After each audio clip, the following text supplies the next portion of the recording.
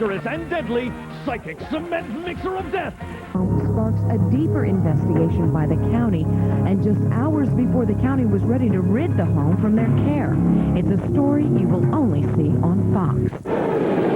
It's a deadly combination. Tons of metal traveling at a high rate of speed collide along a Bradley County railroad crossing. But tonight, Fox 61 News will show you how a 17-year-old driver walked away.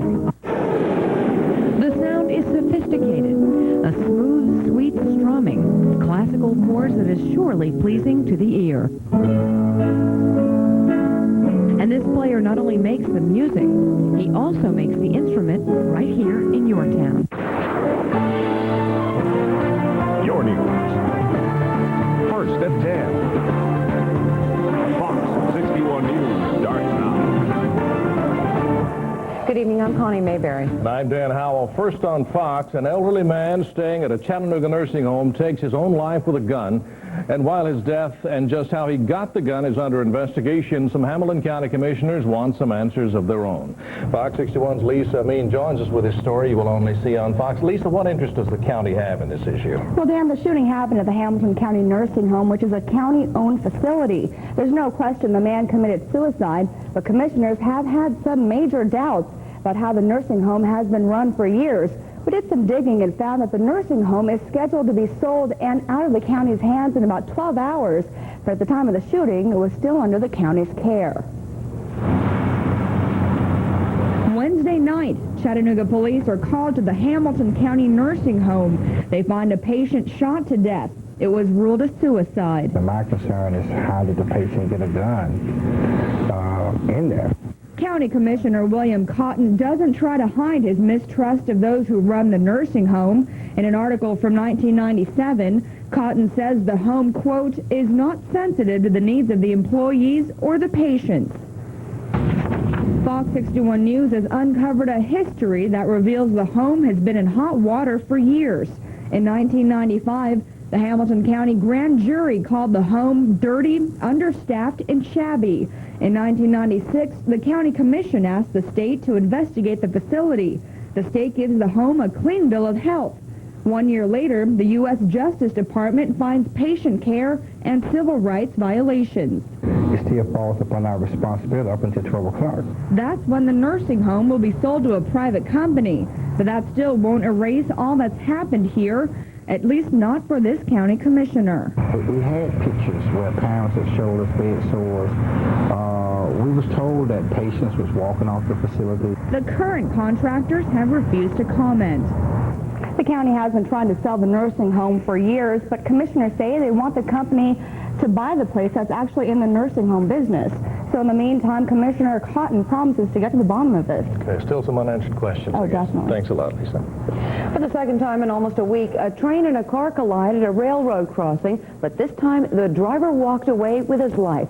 Fox 61's Darren Moore joins us in the newsroom with more. Darren? Connie, 17-year-old Timothy Gann is lucky to be alive tonight after his car collided with a freight train on a Bradley County road. Trooper Ken Usselton writes his report as he investigates an accident that could have been deadly. This time all we know we have a single car versus a train. But the driver of this red Chevy Lumina lost when he tried to beat the train at this railroad crossing. Norfolk Southern Railway Lieutenant Greg Henry says this happens to drivers who are too impatient to wait for trains to pass. They see a train coming, they think, well, the train is going to be real long, and they don't have time to try to beat it. And unfortunately, most of the time, it doesn't happen. They don't make it. Fortunately, Timothy Gann survived and found help at the Heritage Fellowship Church of God. He was airlifted by Life Force to Erlanger Hospital. The conductor of the train wouldn't talk on camera, but told us he's been in at least 20 accidents in the 21 years he's been on the job. Honorary says many wrecks happen when drivers misjudge how fast the train is traveling.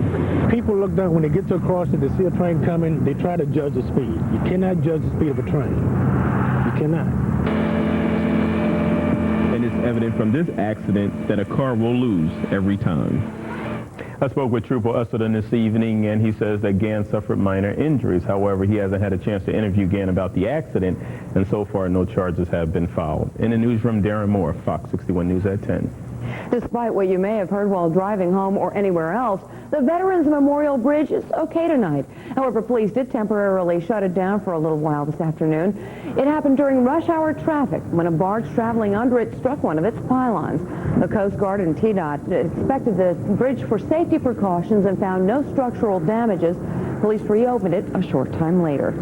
A Fort Oglethorpe family is cleaning up a mess following a fire at their home this afternoon. 4 fire stations responded to the blaze on Walker. Say robbed the Plaza Video in Rossville, Georgia. Deputies picked up 25-year-old Kevin Hardwick today.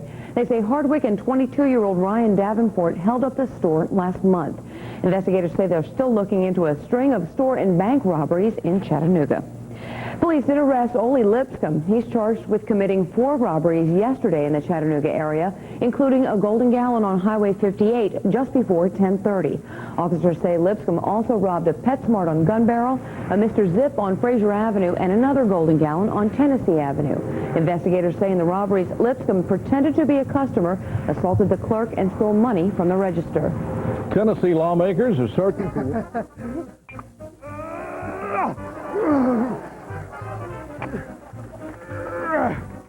Whoa, Anvil, what do you take for headache? How about this? Yes, sledgehammer. Yeah, thank you. Oh, God. Oh, God. Oh, it hurts. Oh. Ouch. Phone home. Ouch. Could be worse.